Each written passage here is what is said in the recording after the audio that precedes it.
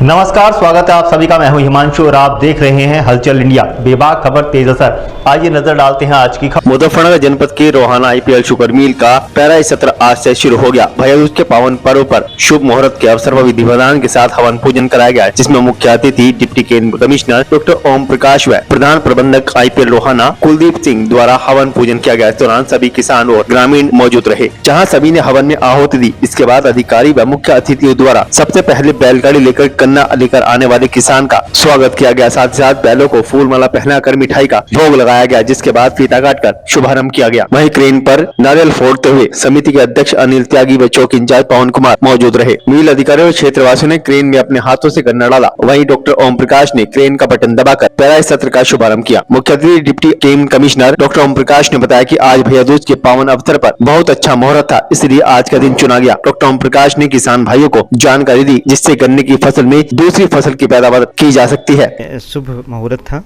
और इसमें चीनी मिल का आज एक तरीके से शुभारंभ किया जा रहा है और ये चीनी मिल जल्दी ही पेराई आरंभ करेगी, जिससे किसान भाई जो पेंडी का गन्ना है उसको काट करके और गेहूं की बुआई समय से कर पाएंगे। साथ ही में किसान भाइयों को ये और फ़ायदा होगा कि जो लास्ट में हमारी चीनी मिल अगर देरी तक चलती है तो उसमें हार्वेस्टिंग में किसानों को प्रॉब्लम आती है, तो वो कर लेंगे। अभी IPL समूह काफ़ी किसानों के लिए काम कर रहा है। जैसे इन्होंने लास्ट ईयर हार्वेस्टर मंगाए, तो हार्वेस्टर से हार्वेस्टिंग कराने का आगे प्लान है और इसी तरीके से अन्य सुविधाएं चाहे फर्टिलाइजर्स हों उनको ये प्रोवाइड करा रहे हैं। और किसानों के लिए चाहे क्रय केंद्र हैं या गेट है, इस पर सारी व्यवस्थाएं यार्ड में जो होनी चाहिए, वो पानी पीने की व्यवस्था उसको कराया जा रहा है, ठहरने की व्यवस्था को कराया जा रहा है और नई नई जो गन्ना की किस्में हैं उनको किसानों को दिया जा रहा है। अभी 238 जो गन्ने की किस्म थी उसमें रेड राट लगा हुआ था। एक रेस है CF13 रेस है, जिससे ये प्रभावित हो गई थी और गन्ने का नुकसान हो रहा था। तो ऐसी दशा में जो नई गन्ने किस्में रिलीज हुई, जिसमें कोलख 14201 है और एक बहुत अच्छी वैरायटी है जो किसान भाई उत्तर प्रदेश, पश्चिमी उत्तर प्रदेश में खास तौर से पसंद कर रहे हैं, वो कोसा 13235 है, 15023 है, 14201 है। इन वैरायटियों को यहाँ लगाया जा रहा है। काफ़ी बीज इस पर मंगाया गया है और एक नई किस्म जो लास्ट ईयर रिलीज हुई है 16202, कोलक 16202 और कोसा 18231, कोसा 17231, इन गन्ना किस्मों का बीज भी करीब 8000 कुंटल मंडल में मंगाया गया है और किसानों को वितरित किया गया है। सभी गोदामों पर फर्टिलाइज़र की उपलब्धता बनाई जा रही है, फंजीसाइड की, इंसेक्टिसाइड की, ताकि किसान भाइयों को जो शरतकालीन गन्ने की बुआई कर रहे हैं उसमें इनपुट की कोई कमी न रहे। अभी किसानों को एक सलाह दी जा रही है, यहाँ गेट पर भी हम लोग इस तरीके का अभियान चला रहे हैं कि ज़्यादा से ज़्यादा हमारे किसान भाई ट्रेंच मेथड से गन्ने की खेती करें।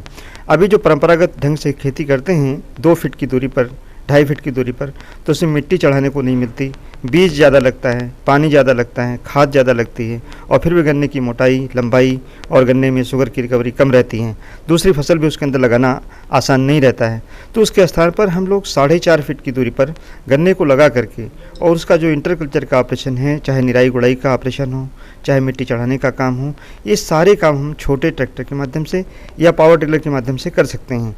अगर हम मैनुअली इसको करते हैं तो करीब 600-700 रुपये बीघे, या यहाँ आप मान सकते हैं कि 4000 से लेकर के 4500 रुपये पर एकड़ खर्चा आता है।